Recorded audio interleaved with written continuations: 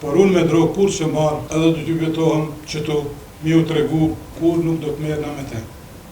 Unë që ditë e komplet, unë që 5 vite ju betohem që jam i pafajshëm.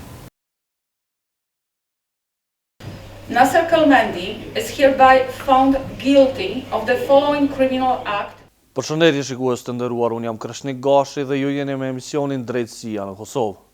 Një pejan me emrin Naser Kelmendin është shndruar në krye tituj të gazetave ballkanike e botërore.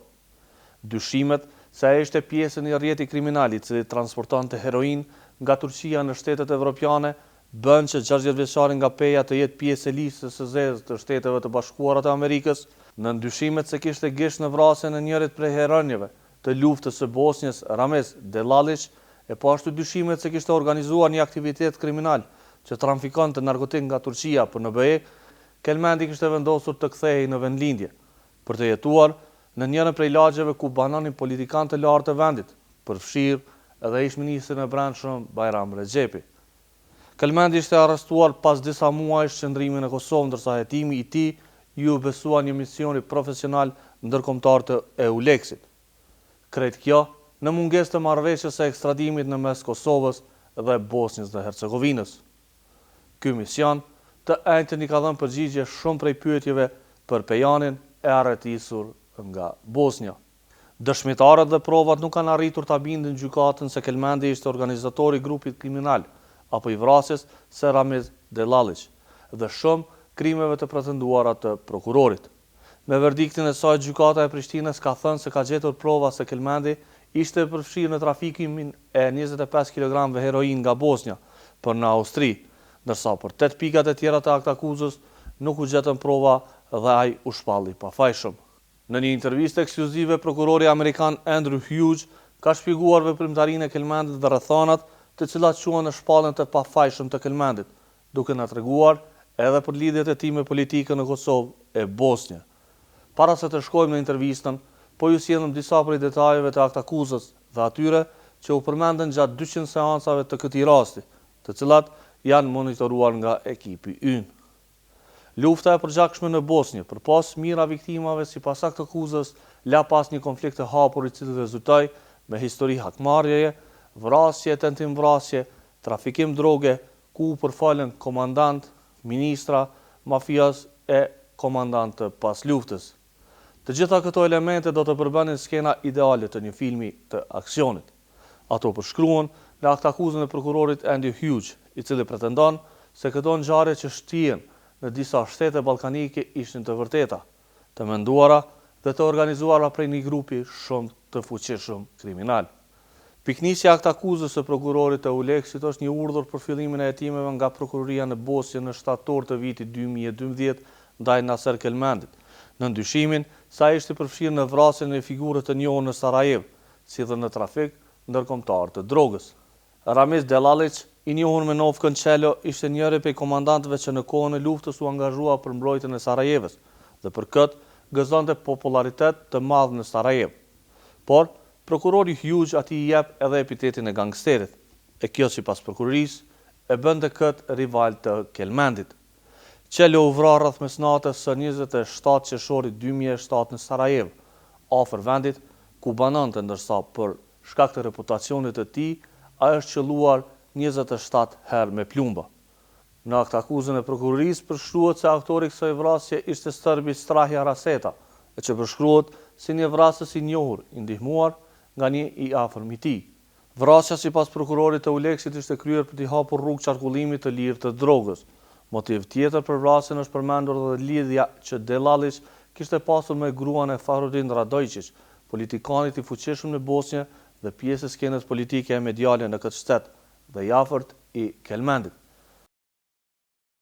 Radojqić, i cili vetë ishte dëshmitar i këtij procesi për disa ditë në Prishtinë, mohoi të kishte gisht në vrasjen e Delalicit. Ai madje u ndiej ofenduar nga pyetja e prokurorit nëse kishte lidhje me vrasjen e Delalicit dhe mohoi çfarë do përfshirje në aktakuzat e prokurorisë. Rreth 80 dëshmitar janë intervistuar për të mbrojtur pretendimet e prokurorisë ndaj Kelmendit.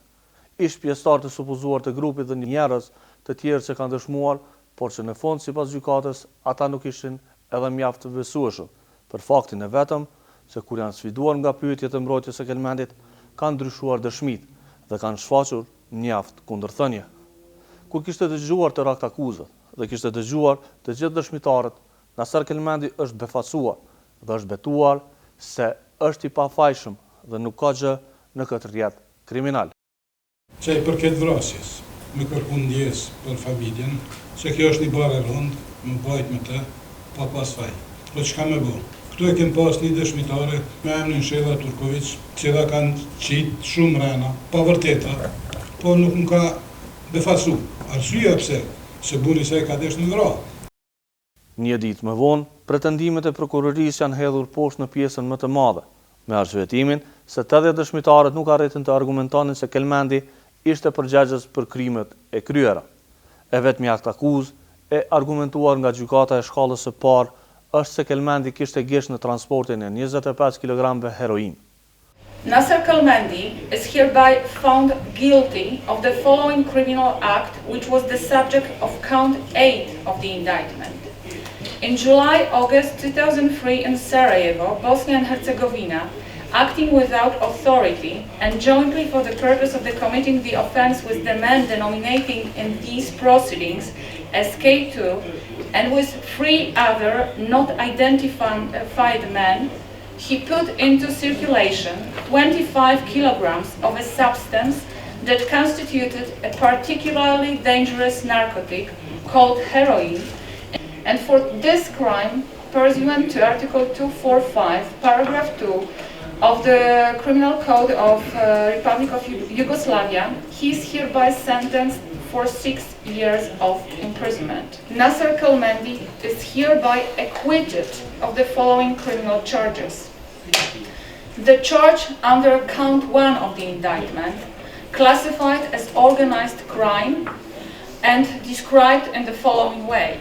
Naser Kelmendi, in co-perpetration with 12 identified persons and others, did organize, establish, supervise, manage, and or direct the structured and organized criminal group, or did actively participate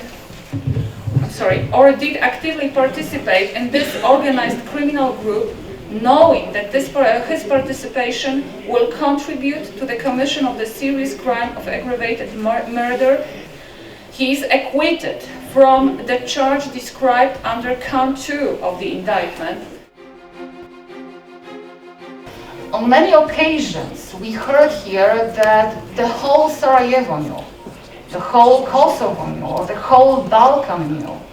But the court cannot base its findings on gossips, rumors, or informations found on the internet.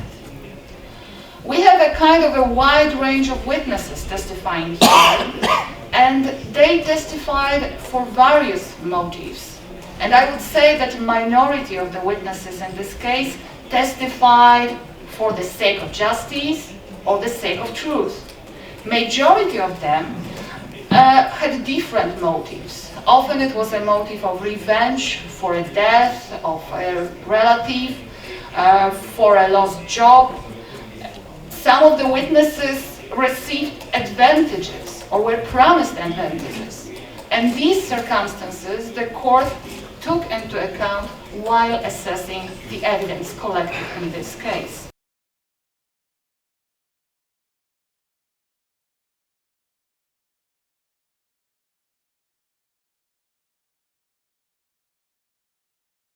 Shikues të nderuar, pam pjesë të akt akuzës dhe vendimin e gjykatës. Mbrojtja është e pakënaqur me këtë vendim.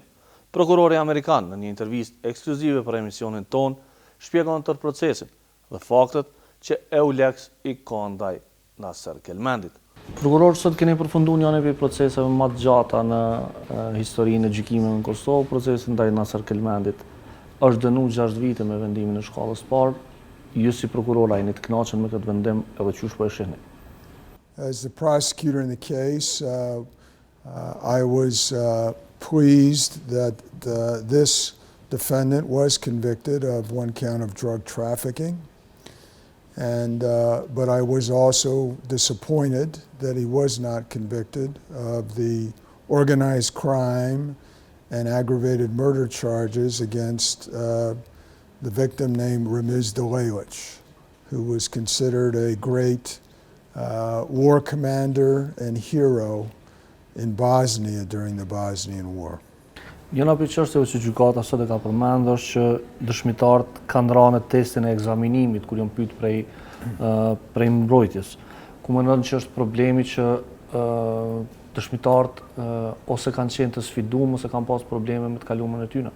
Well, I think it's important to note that before the trial and throughout the trial, many of our witnesses were threatened with death.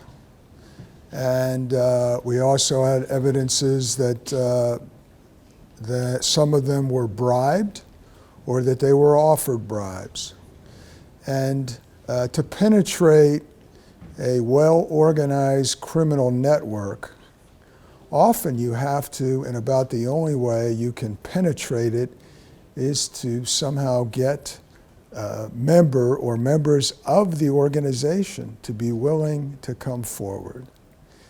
And the profile of these people is generally poor education, no employment, criminal history, and easily bribed or easily persuaded by threats. It's like the classic organized crime in Italy called omerta, where it's called the code of silence. If you break the code of silence, we will kill you, or we will kill your family, we will destroy your property, we will ruin your reputation. This was a case where there was a history of people being killed, their cars being bombed, grenades being thrown, the media destroying them so that they couldn't get a job. And so you have witnesses that can be definitely tempted to change their story. But in terms of the murder case in general, it came down to some degree whether you believed motives that they had, did they have something to gain? And my perspective was many of the murder witnesses did not have anything to gain. They showed courage. But when you have a serious charge like murder or organized crime, it's the prosecution's burden. We have to meet the burden. And it should be a high burden because it's such a serious crime. And the judge felt that we didn't meet this burden. And I disagree, but of course I respect the court's decision. And that's why we have an appeal process, and so I will do the appeal. Po përmeni tentativat për me korruptu dëshmitar edhe me kërcënu ose me intimidu ata. Nëse keni prova, a duhet me nisë hetime për këto raste? Not only is there enough proof, there is actually a current trial going on in Bosnia against 3 defendants who are charged with intimidating and threatening one of our most important witnesses in our trial. One of the defendants' names is Feridun Radoncic, and he is being prosecuted in Bosnia right now, along with 2 of his close friends, for actually threatening and intimidating one of our witnesses. So, yes, the answer to your question is yes, there is enough evidence, and there's been an ongoing trial regarding those defendants for over a year now. Po e përshkruani që ky është një rrjet kriminal ballkanik i ngjashëm me ato të Italisë. Kush është shefi dhe a është vepruar ndër rrjeti kriminal në Ballkan? Well, in our indictment, we allege that Mr. Radoncic ordered the murder of Ramiz Delalic and that The defendant, Naser Kelmendin, is a loyal soldier and high-ranking person in this organized criminal group, found the assassins, and they carried out a very well executed assassination, a brutal assassination of this victim. As to whether the organized criminal group is still going on, I don't know. But it certainly is a possibility. Në shumë prej mediave qoftë vendore, qoftë ndërkombëtare, Naser Kelmendi është përshkruesi i drogës në Ballkan. Sot në gjykatësia tregoi e tha që këtu kanë qenë vetëm fjalë të cilat janë dëgju, po në gjykatore nuk kanë mri me u provu. My assessment of how European jurisdictions handle this particular charge of organized crime seems to be that they are very reluctant to make a conviction of organized crime. Frankly, it doesn't seem to be as difficult in the U.S. We have what's called a RICO statute, which is very similar, but it's not called organized crime. And so we had to face that challenge. And I've seen in other big cases we've had here where, I'm not sure why, but the court is very reluctant to convict on the organized crime. But when you think about it, if you have a large quantity of drugs that are being moved, is it reasonable to really think that one person is doing this? But part of the proof is you have to show who else was involved. And one of our key witnesses, we presented evidence that he changed dramatically his testimony after threats were made against his family. And so that became a problem. And so the court had to assess the fact that he dramatically changed his testimony. We believe as a result of his family being threatened, and maybe the court had a different assessment of that.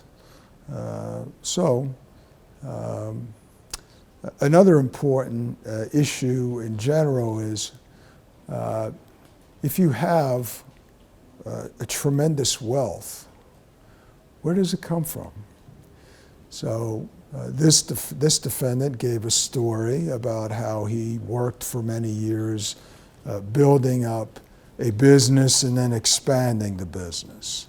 Our assessment was that yes, he may have had success in business, but given the level of wealth, it seemed very reasonable, and we had witnesses say that he obtained tremendous wealth from the trafficking of heroin and ecstasy.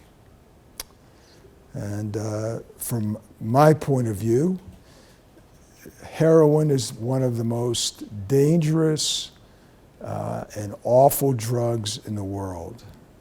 And in the US, we have a tremendous addiction problem with heroin. And in Europe as well, and thousands of people are becoming addicted.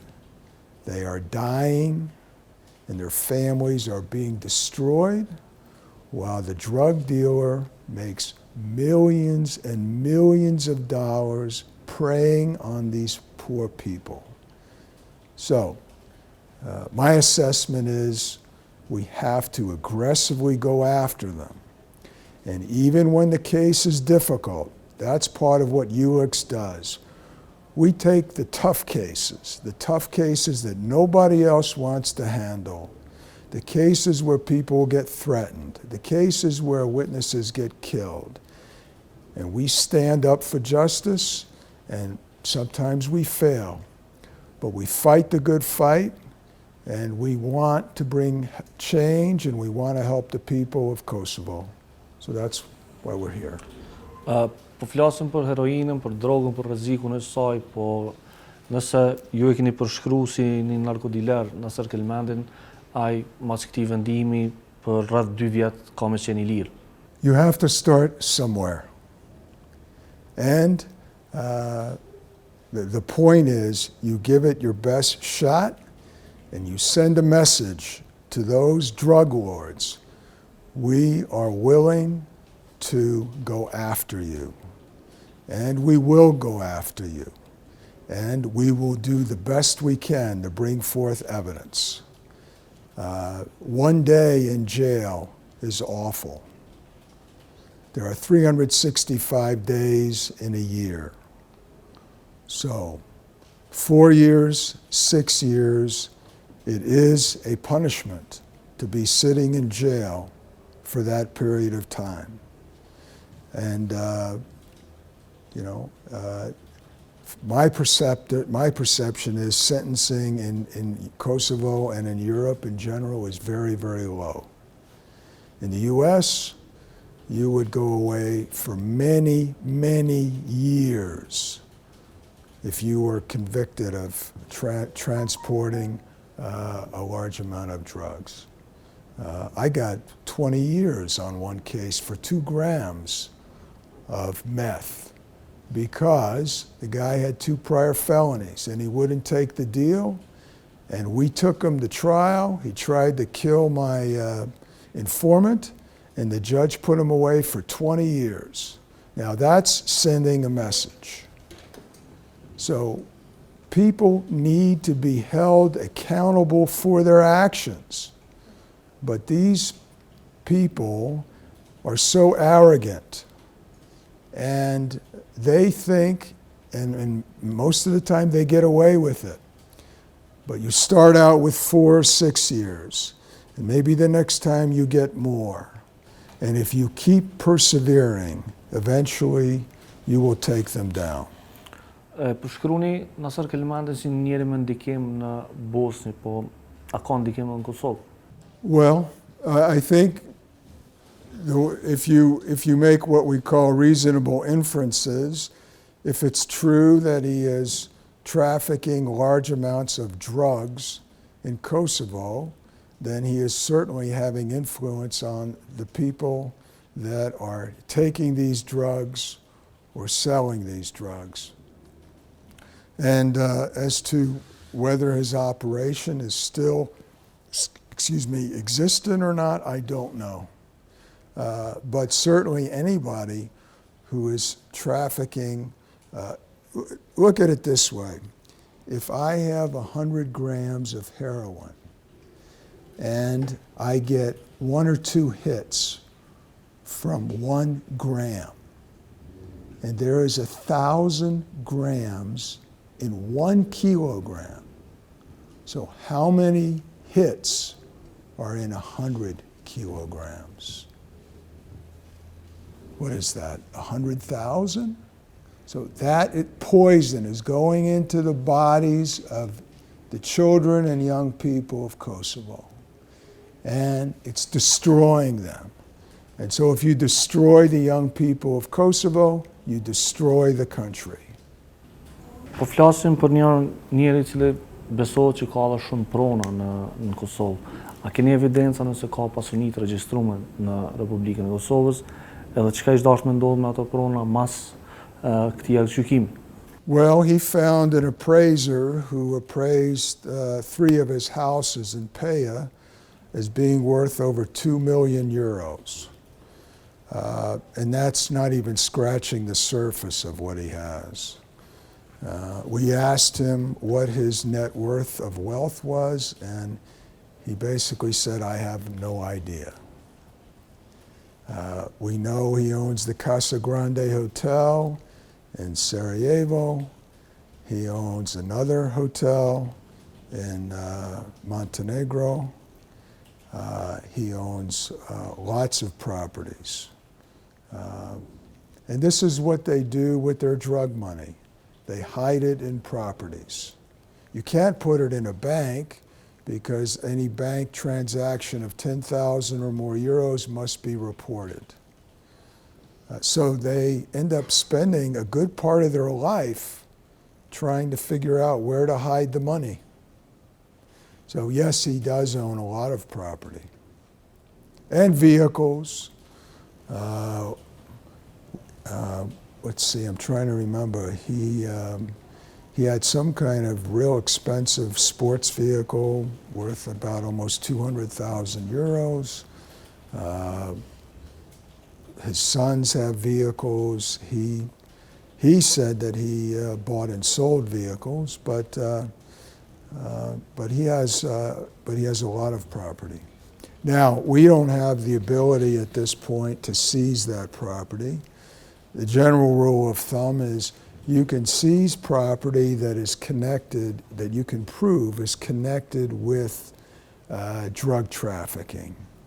Our case, we were not able to investigate that issue. So, and I also want to stress the fact that everyone accused of a crime is presumed innocent. And Mr. Kelmendin has been afforded that presumption, and every defendant should be afforded that presumption.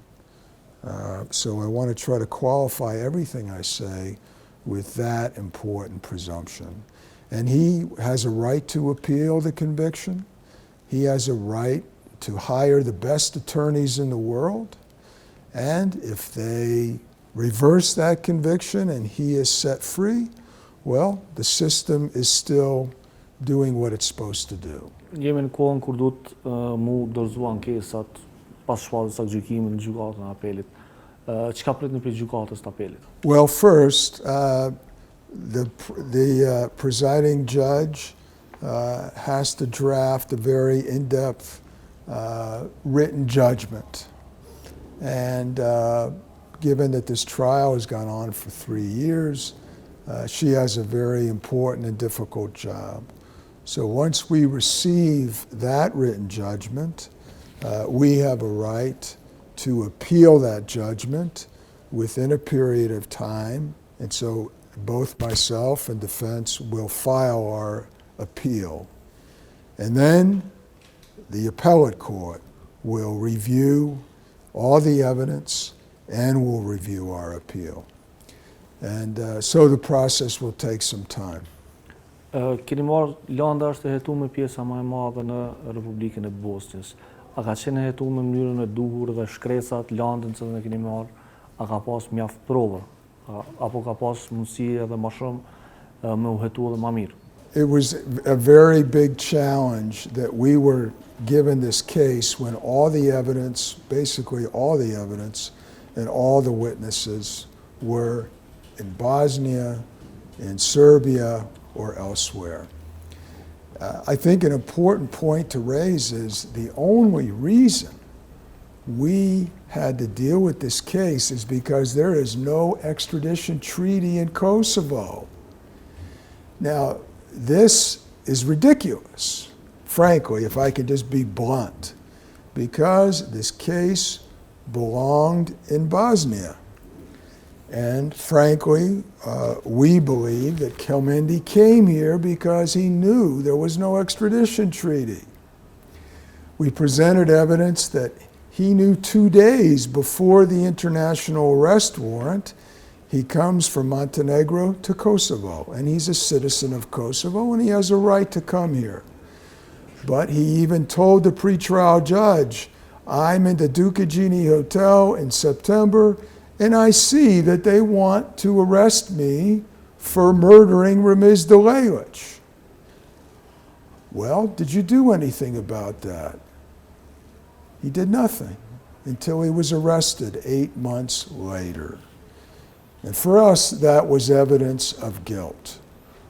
If you're so innocent, go back to Bosnia. Tell them, hey, I didn't do this, but he didn't. And so we had a tremendous challenge because all your evidence and all your witnesses are in Bosnia. They are subject to being threatened there, bribed. They have no money. They have no future. They're afraid for their families. Mr. Radoncic had his media empire, and one by one, he would destroy our witness's reputation in his media. So who wants to testify? Who's willing to? And we even had trouble getting the complete case file. And we had a limited time to prepare the indictment. I made 5 trips to Sarajevo to get the evidence. And over time, we developed cooperation with Bosnia, but it was very, very difficult. E përmend që Kelmendi ka ardhur në Kosovë për të ikë gjykimit në Bosnjë. A mendoni cili ka qenë qëllimi i tij që me ikë procesit e marrë më gjyku për një gjykate e cila është e financuar edhe është gjykatë me gjykatës të prokurorit të Bashkimit Evropian? Well, you know, to some degree you're asking me to speculate, but perhaps he never thought he would be arrested in Kosovo. And for 8 months he wasn't. And if he wasn't arrested, I think he still would be hiding in Kosovo. So I don't know. I cannot tell you what goes on in his mind, but we stand by our indictment and believe that he was involved in this brutal murder. Me vendimin e gjykatës, Naser Kelmendi do jetë I lirë pas më pak se 2 vitësh, pasi gjatë kohës kur po akuzoi, ai është mbajtur në paraburgim. Mbrojtja pretendon se edhe dënimi prej 6 vjetësh është I padrejtë. Zotni Berisha, klienti juaj Naser Kelmendi është dënuar me 6 vjet burgim për akuzën për trafik droge. Për tjera të shpalli pa fajshëm. Qysh e vlerësoni këtë procesin edhe çka ka menduar tash tutje? Rrugë gjatë mundimshme, e kam thënë dhe po përsëris, një pjesë e drejtësisë dole në dritë, ngelen një pjesë e padrejtësisë, mendoj se ishte një gjykim kompromisi për të balancuar dhe për të kamufluar dështimet e prokurorisë. Jam I bindur se ajo për çfarë shpall fajtor zoti Kelmendi nuk qëndron, nuk ka ndodhur dhe do të rrethohet më lehtë se gjithçka tjetër. Është aludu, edhe ju vetë keni thënë që në media të caktuara ajo është quajtur bosi I drogës. Çka tash tutje, çka do të mendohet me këto akuza? Absolutisht, unë e kam thënë dhe jam I lumtur që u konfirmua që jo vetëm që zoti Kelmendi ishte bosi I drogës as I Kosovës, as I Ballkanit, as I Evropës, po jam I lumtur që as Kosova, pra nuk ka prodhu klient në thojza të narkokarteleve të botës, siç pretendoi presidenti Kelmendi. Unë I kam thënë edhe prokurorisë, edhe gjykatës zoti Kelmendi meriton një kërkim falje pafund për gjithë atyre që e kanë njollosur në vazhdimsi pa asnjë provë vetme e aq më pak për këto çfarë shkruaj. Zoti Kelmendi vazhdon me qenë në listën e personave të padëshiruar në Shtetet e Bashkuara të Amerikës. A mendoni që mas këtij gjykimi kjo ka ndryshuar? Lista është çështje tërësisht në diskrecion të Shtetit Amerikan, por unë e kam thënë edhe këtë, e kam potencuar në fjalën time përfundimtare. Fakti që ajo është në listë është pikërisht për shkak të prokurorëve të dështuar të kësaj natyre, që janë jo vetëm këtu, po edhe në Bosnjë, në shtete tjera. Fakti që është ai në listë është për shkak të dëshmitarëve të pashpirt, të korruptuar, kriminal të vërtetuar, të cilët në emër të konvertimit të lirisë dhe shlyrjes së kaluarës tyre kanë zgjedhur në Kelmendi për ta bërë njëri me nam për të përfituar vetë. Por kjo me kohë do të demantohet. Kur jemi të dëshmitarët, prokurori amerikan pretendon që tashmë veç ka nisë procedura hetimore për intimidim edhe për kërcënim të dëshmitarëve në Bosnjë. Trillim I prokurorisë me qëllim për të arsyetuar dështimin e tyre. Nuk ka asnjë dëshmitar I cili është paraqitur para gjykatës dhe ka thënë se jam kërcënuar nga zoti Kelmendi ose familja e tij. Pra kjo është edhe një herë trillim për të arsyetuar dështimin.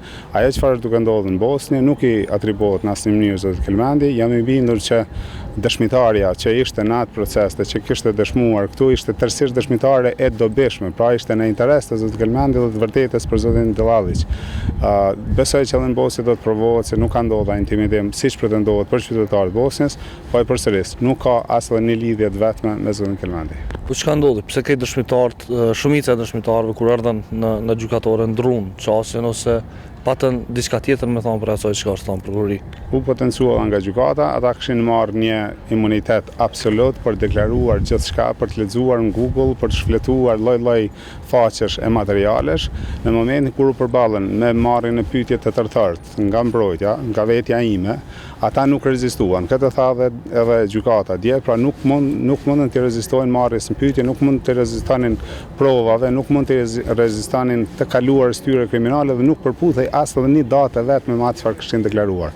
Vërtetoi që ata kishin qenë në Burg, ndërsa ata thonin kemi qenë në Kosovë. Dhe një varg çështje tjera. Pra, prokuria ka shkuar aq larg, saqë pikërisht dje, me një shkurt, vetë Kallzo.com ka raportuar drejt për drejt nga seanca që dëshmitarja paraqitur nga Bosnia këtu ka deklaruar se ishin ofruar shpërblem, ishin ofruar zbutje të dënimit vetëm nëse dëshmonte kundër zotit Kelmendi. Dëshmitarët e tjerë, pikërisht dëshmitari Kane, për cilën pretendonte prokuria që është kërcënuar, i ka thënë prokurorit në sy në gjykatë se ju, zoti prokuror, më keni thënë se të gjithë dëshmitarët tjerë kanë thënë se Naser Kelmendi ka qenë aty, po unë ju kam thënë ju. Pra, gjykata kishte shprehur vërejtjet e saj se prokuria merrej me trajnimin e dëshmitarëve. Trajnën dëshmitarët kyç para ardhjes në seancë dhe kjo çfarë e ka bërë këtë proces, besoj unë shkelet çdo parimi të mundshëm drejtësisë. Po zoti Kelmendi tash i ka 6 vjet edhe nëse burgim, nëse është ky vendimi përfundimtar, ai pas 2 vitesh ka me dalë në liri, po me çfarë dëshmish pra u vërtetun 6 vjet. Prej shkollës të parë. Me asë një dëshmi të vetme. Është absurde, është shqetësuese për keqardhje, se po të lexohet deklarata dëshmitarit këtë dy mbi cilën unë mbështet dje pika 8 akt akuzës, dhe po të lexohen pyetjet e mia parashtruar këtij dëshmitari kur unë e pyes, pra për ta përmbledhur gjithçka, ju nuk e dini çfarë kishte na dërgesë, nuk e dini se kush e kishte dërguar, nuk e dini se kush e kishte paguar, dëshmitari u përgjigj, kjo është e vërtetë. Pra, kemi edhe një herë përsëris, kemi një akt gjykim për të balancuar, duket se gjykata shkallës së parë nuk kishte guximin për të marrë një vendim të plot lirues. Kjo jam i bindur që do ndodhë në gjykatën e apelit në çdo rrethon. Nëse këta i lidhin syt dhe ndajnë drejtësi objektive dhe mbështesin akt gjykimin prova, zoti Kelmendi para verës së ardhshme do të jetë si qytetar i lirë me një të kaluar të pastër dhe të njohur ndërkombëtarisht. Njëra prej dëshmitarëve kyçën këtë proces ka përmend motivet që zoti Kelmendi ka pas për me kry vrasjen. Ç'a i thoni kësaj dëshmitare? Kjo dëshmitare ka bërë të njohur se motivi i saj për dëshmuar kundër zotit Radën Qeq ishte pikërisht bindja e saj e smur se Radën Qeq, Kelmendi dhe të tjerët kishin fabrikuar rastin kundër burrit saj Zijat Turković, i cili është i dënuar me 40 vite burgim, është i konfirmuar nga 3 instanca në Bosnjë dhe nga këto 40 vite janë spaku 4 vrasje makabre që kanë ndodhur në territorin e Bosnjës. Pra, kjo do të jetë edhe në arsyetimin e gjykimit, jam i bindur. Shella Turkovići ka arritur ta manipulojë vetëm prokurorin e Kosovës, vetëm prokurorin special për fatkeqësi, sepse ai ka rënë viktimë e tij dhe përpasoi ka psuar një debakël siç ka psuar këtë ditë. Shikues të nderuar, ishte ky rrëfimi për Naser Kelmendin, pejanin që u përfol shumë për ndikimin e tij në Bosnjë e Ballkan. Ne kaq kishim për sonte. Ju mund të na shkruani në Kallzo.com, mund tani po ju lë me rubrikën Policia dhe deri të premten e ardhshme nga unë Krishnik Gashi. Mos e shkeni ligjin.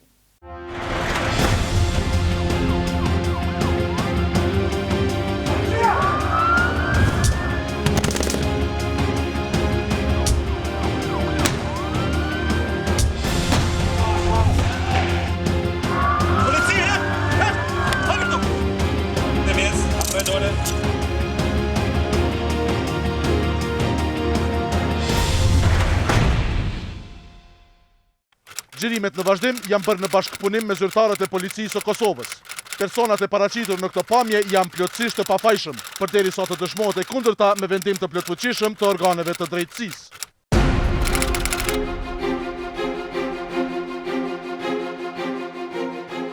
Njësiti dëtën e Gjakov ka pranu disa informacione për një lokacion që dëshohet se në të kultivu bimë narkotike, kanabis satives, edhe bazë veprimeve timore që kemi ndërmarë, lidhur me këtë aktivitet kriminal që po dyshohet se veç është në rritje në Kosovë. Do të shkojmë të verifikojmë lokacionin, në bazë burimeve është një lokacion në një pyll, në rrethën e Gjakovës, në fshatin Rëzin që do të shkojmë të verifikojmë burimin e informacionit edhe të ndërmarrim veprimet e timore lidhur me rastin. Pa njësitë dëtën e Gjakov, mbështetje edhe të njësive tjera ma vonë do të zhvillojmë hetimet edhe veprimet tjera në lidhur me identifikimin e personave dyshuar. Në këtë kohë po fillojmë, është rreth orës 3:30 mëngjesit, do të shkojmë lokacionin me hetues të dëtën e Gjakov.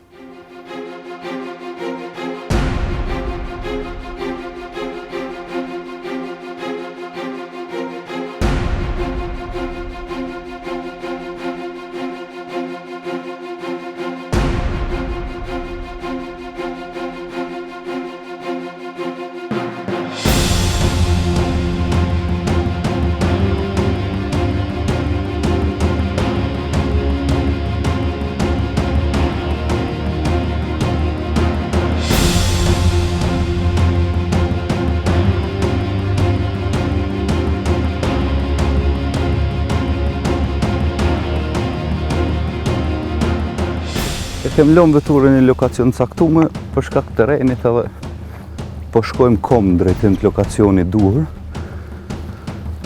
Jemi shumë afër të shohim që shqendron situata.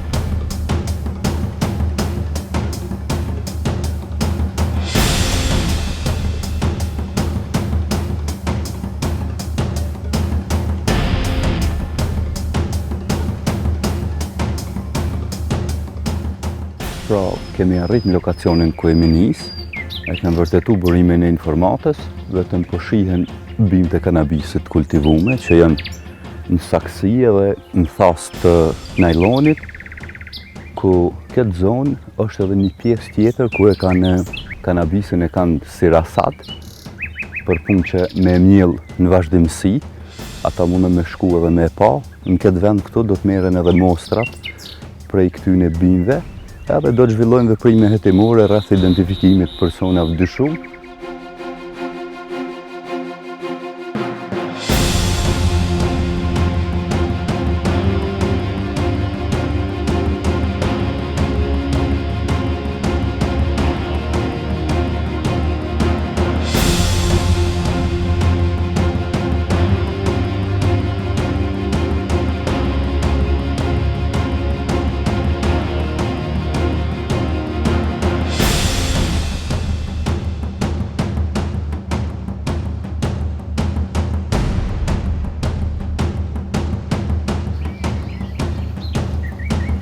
Na kem përfundue pasi kem identifikue lokacionin edhe këtu shihet se është kultivu një sasi kogja e madhe edhe një numër shumë i madhe bimëve që janë në saksie. Na do të zhvillojmë veprime hetimore lidhur me identifikimin e personave dyshim. Për sot kemi përfunduar në këtë vend edhe në bashkëpunim me prokurinë edhe me gjykatën themelore në Gjakov kemi iniciuar veprimet hetimore, të cilat do të zhvillohen dhe do të jemi në vazhdimësi në hetim të këtij rasti, që Drejtoria kundër trafikimit me narkotik është duke bërë veprime të vazhdueshme lidhur me parandalimin e këtyre veprave.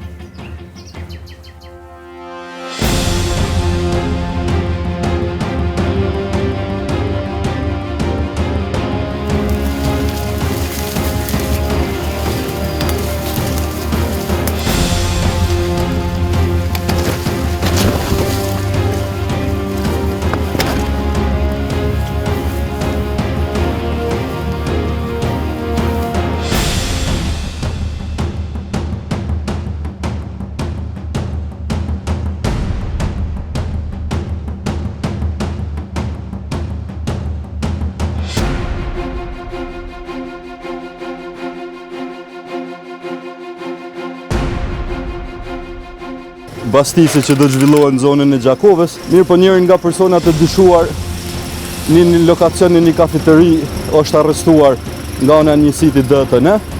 Gjatë kontrollit një veture që është bë, aty është gjetë edhe një armë. Tash jemi të bë përgatitjet përfundimtare për realizim të operacionit. Do të mbahet takimi me udhëheqësat e grupeve dhe të njësive speciale dhe NRSH lidhur me realizimin e planit.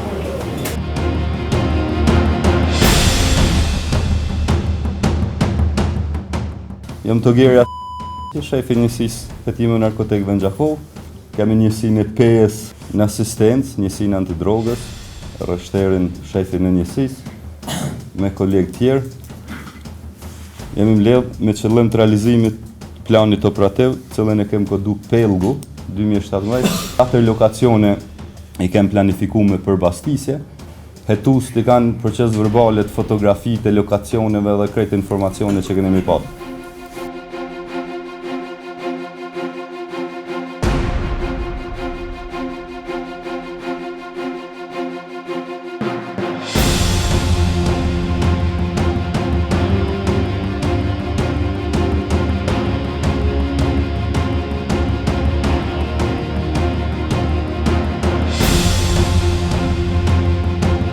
Jemi nisë për lokacionin ku kemi kry bastiset, lidhur me planin operativ të koduar Pellgu, 4 lokacione kanë mu bastis me urdhër të prokurisë dhe gjykatës themelore Gjakov. Ka të bëjë lidhur me një rast kultivimit, edhe blerja shitja posedimi, dyshohet me pas edhe armë të lokacione.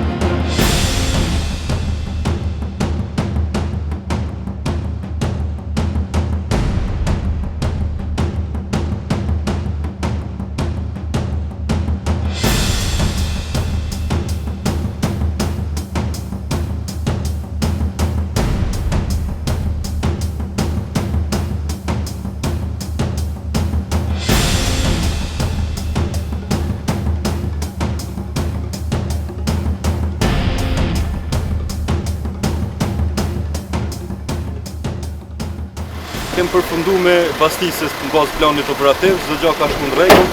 Janë arrestu personat e dyshuar lidhur me rastin, janë gjetë një numër i armëve dhe municionit ndryshëm, për të cilat do të procedojmë në bashkëpunim edhe me stacionin policor Gjakov për personat e dyshuar për armë të cilat janë konfiskuar.